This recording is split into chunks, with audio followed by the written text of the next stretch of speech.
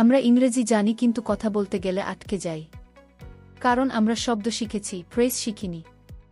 এই এপিসোডে আজকে আপনাদের শেখাবো আজকের বাস্তব জীবনে সবচেয়ে বেশি ব্যবহৃত কিছু কনফিউজিং ইংলিশ ফ্রেজ, যেগুলো জানলে আপনার ইংলিশ হবে আরও ন্যাচারাল, আরও ফ্লুয়েন্ট, আরও কনফিডেন্ট।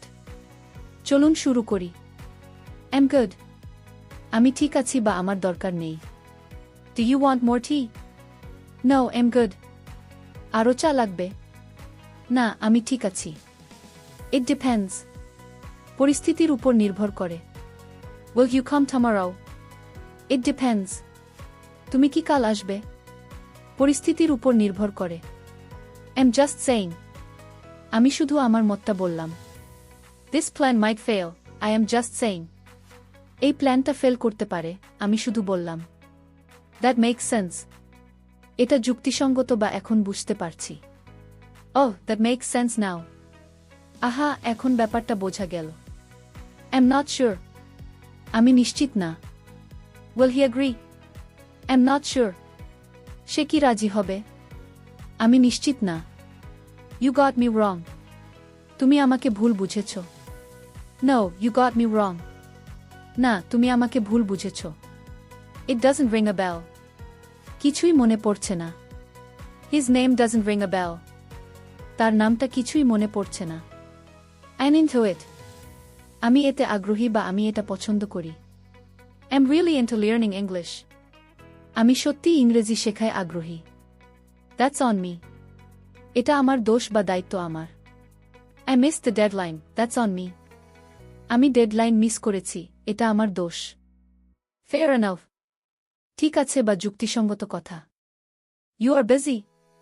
Fair enough. তুমি ব্যস্ত? ঠিক আছে। I am up for it. আমি রাজি বা আমি প্রস্তুত। Movie tonight. Yeah, I am up for it. আজ সিনেমা? হ্যাঁ, আমি রাজি। That works for me. আমার জন্য ঠিক আছে। 6 p.m. That works for me. 6টা? আমার জন্য ঠিক আছে। I'll get back to you. পরে জানাবো। Let me check and get back to you. দেখে পরে তোমাকে জানাবো। No worries. সমস্যা নেই বা চিন্তা করো না। Sorry, I am late. No worries. দেরি হয়ে গেছে, দুঃখিত। সমস্যা নেই। It's up to you. সিদ্ধান্ত তোমার। Tea or coffee? It's up to you. চা না কফি? তোমার ইচ্ছা। I'm not into it. আমার আগ্রহ নেই। I'm not into office politics. Office পলিটিক্সে আমার আগ্রহ নেই। That's not the point. আসল কথা এটা না। That's not the point here. এখানে আসল কথা এটা না। I hear you. আমি বুঝতে পারছি।